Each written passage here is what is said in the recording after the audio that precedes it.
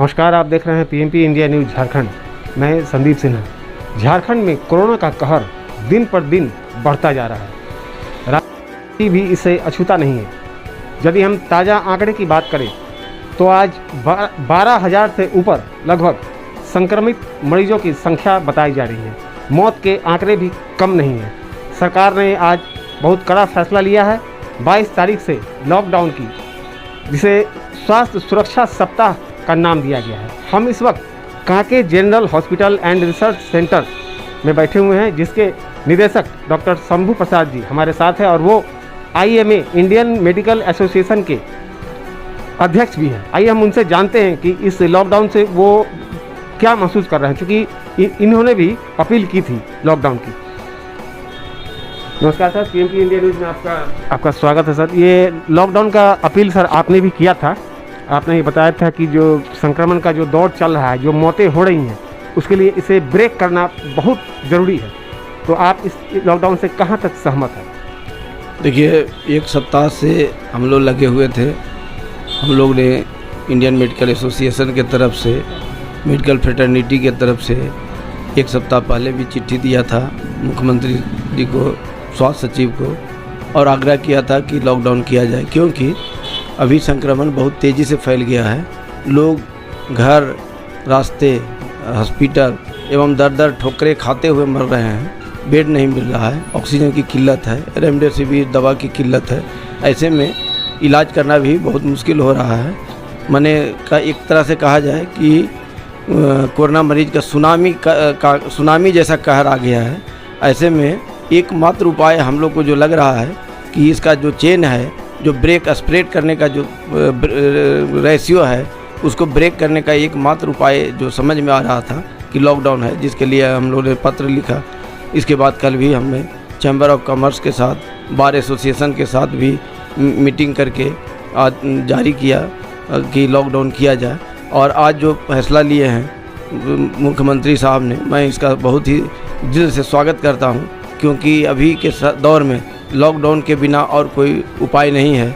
Lockdown यदि एक सप्ताह रहेगा तो कम से कम व्यवस्था को सुधारने का मौका मिलेगा।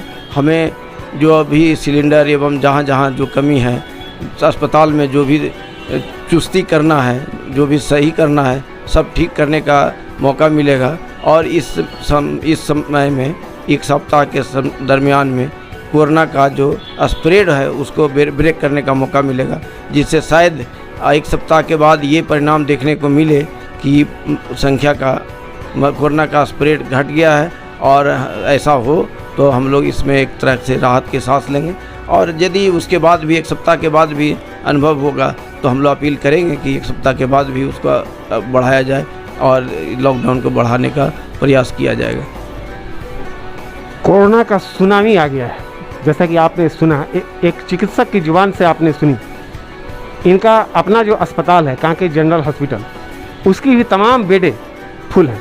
और हम एक चीज़ और इनसे हम जानते हैं, रेमडेसिविर एंटीवायरल जो कि कोविड पेशेंट को दिया जाता है, उनके लिए वो प्राण रक्षक दवाई है, उसकी भी मार्केट में बहुत ज़्यादा स्कार्सिटी है। आइए इनसे हम जानते हैं।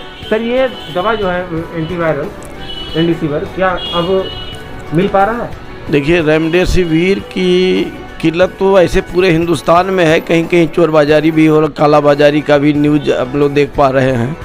लेकिन जहाँ तक झारखंड के परिप्रेक्ष्य में कहें और या रांची के राजधानी के परिप्रेक्ष्य में कहें तो ऐसा है, हमने इसमें तह तक गया है कि एक दिन में 200 या 400 वायरल ही केवल आता है, जो कि एक तरह से कहिए कि ऊँट के मुँह में जीरा का फ़ौरन टाइप चीज़ है।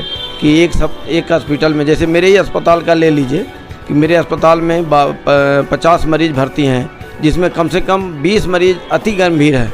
उन्हें चाहिए था कि रेमडेसिविर दिया जाए ताकि वो बच सके। और आज 24 घंटा के अंदर हमारे यहाँ 2 मरीज़ दम भी तोड़े हैं उसी की कमी से। तो मेरे को ज़रूरत है 20 मरीज़ के लिए 40 वाइल का। मुझे कहते हुए अफसोस लग रहा है कि कल मेरे को 18 वाइल मिला था। ये राशनिंग चल रहा है हर अस्पताल के लिए।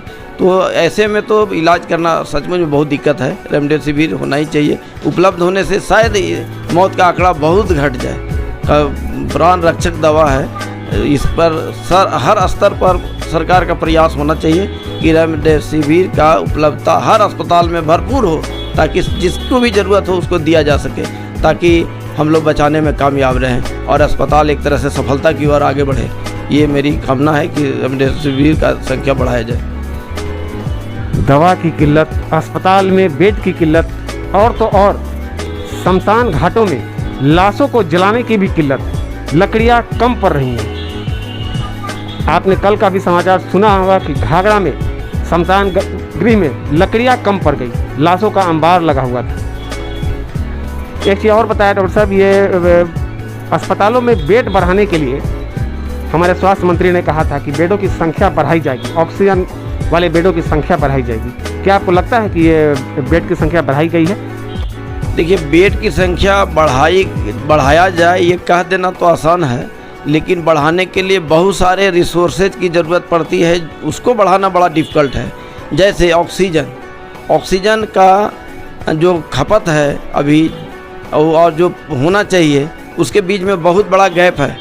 यही कारण है कि जहाँ से भी ऑक्सीजन की मुहैया कराई जा रही है सब जगह लोग कतार में खड़े हैं गाड़ी लेकर के।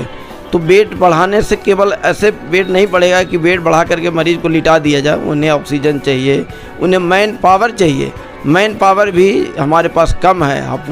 पूरे स्वास्थ्यकर्मी लोग बहुत सारे संक्रमित हो गए, कुछ डॉक्टर भी संक्रमित हो गए। तो जहां आपका मैन पावर घट रहा है, आप कह रहे हैं बेड बढ़ा दिया जाए, तो खाली बेड बढ़ा देने से नहीं होगा, फिर तो वहीं के वहीं हम रहेंगे। बेड पर लिटा देंगे, मरीज़ दम तोड़ देगा, चाहे ऐसे गाड़ी में दम तोड़ता था, बेड पर दम तोड़ेगा। इसलिए बेड अगर बढ़ाना है तो उसके लिए प्रयुक्त संसाधन जुटा करके कहीं एक जगह लोग सरकार पूरे प्रयास के साथ एक जगह बेड बढ़ाए, जिसमें कि सारे रिसोर्स है, जहाँ भी जैसे इंडस्ट्री वगैरह में ऑक्सीजन वगैरह जाता होगा, प्लांट से जाता होगा, वो सबको बंद करके उसको डाइवर्ट किया जाए, एक जगह बेड बनाया जाए कोई बड़ा सा मैदान में, तब ये संभव है। लेकिन अस्पताल में बेड बढ़ा देने से फिर वही का वही रहेगा, जो हमारा स्वास्थ्य का जो ये इलाज है, इलाज में वृद्धि नहीं होगी। सही बात है। किसी भी एक व्यवस्था को सुचारू रूप से चलाने के लिए उसके पीछे की सारी व्यवस्थाओं को देखना पड़ता है। शायद आज सूबे के मुखिया के साथ भी यही हुआ।